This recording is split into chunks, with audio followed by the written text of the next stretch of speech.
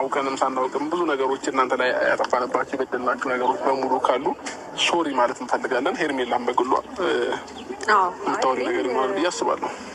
ልክ ነህ። እግዚአብሔር ይመስገን እናንተ ዛሬ ላይ ታርቀን እዚች ጋር ደርሰናል።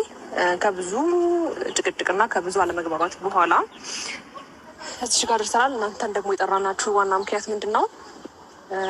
ሩታን በራስሽ በኩል ብዙ ነገር ለመፍጠር ሞክረሻል። ከእሱ ጋር ያለኝን ነገር አልጨረስኩም ብለሻል።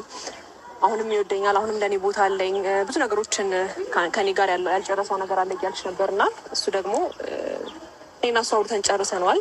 እሱም የራሱን ውሳኔ ወስኖ ከኔ ጋር ያለውን ህይወት የጀመረውን ያ ማለት ያቋረጠውን ህይወት ከኔ ጋር ያለውን ያቋረጠውን ህይወት ለመቀጠሉ ወስኖ ታርቀን ያለ ነው። ያው ታውቂያለሽ እኔና እሱን ለማለያየት የሆነ ያህል ርቀት ሄደሽ ነበርና አሁን ደግሞ ያው አንቺ እንዳሰብሽው ሳይሆን ፈጣሪ እንዳሰበው ነገሮች ተሳክተው እዚህ ደርሰናል። ሰው ማወቅ ያለብሽን ነገሮች በአብርሃም በኩል እነግራታለሁ ብሎ ያሰበውን ነገር እንዲነግርሽ ነው የመጣ ነው። ምናልባት የምትጨምሩት ነገር ካለ አወሩና እኛም ወደ ራሳችን ፕሮግራም እንሄዳለን። እናንተም እንደዛው። እሺ ምን አለ መሰለክ፣ እኔ ከዚህ በፊትም የተናገርኩትን ነገር ነው ያደረግከው። ያው እሷ እንግዲህ አንዴ ምንም ነገር በደንብ ማስተዋል አልቻለችም፣ ምንም አልቻለችም እና አንተም ሌሎች ሰዎች ላይ መቀለድህን ትቀጥላለህ። እሱ እንግዲህ እኔን አይመለከተኝም። ነገር ግን እውነት ለመናገር እኔ ሳይሆን ያልጨረስኩት አንተ ነበር ያልጨረስከው። አሁን እኔ ስለ እንደዚህ አይነት ጉዳይ ላውራክ ሳይሆን የመጣሁት ስለጠራኸኝ የመጣሁት የራሴን ጉዳይ ስለያዝኩኝ ነው። ገባ?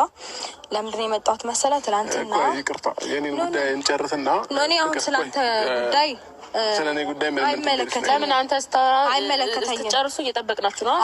አስጨርሰኝና ስጨርስ ማውራት የምፈልገውን ነገር ማውራት ትችላለህ።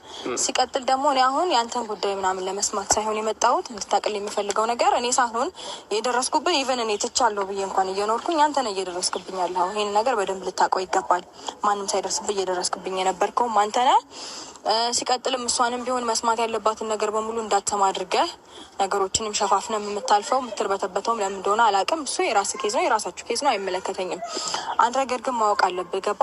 አንተ ለእኔ ልጅ እውነት እንደምታስብና እንደምትጨነቅለት ማስመሰልህን ማቆም አለብህ። ሲቀጥል አንተ ለእኔ ልጅ አባት መሆን የምትችል አይነት ሰው አይደለህም። ገባ?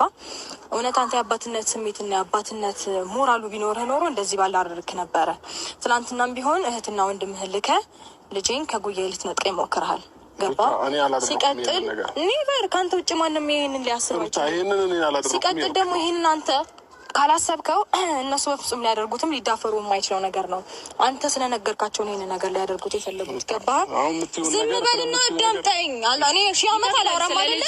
ምንም ሳላቅ ነው ልታስብ ከሆነ አዳምጠኝ። ማዳመጥ ይችላል አይደለ? እኮ ዝም በላ። አይ ያላደረኩትን ነገር ስላደረግከው ነው የምነግርህ።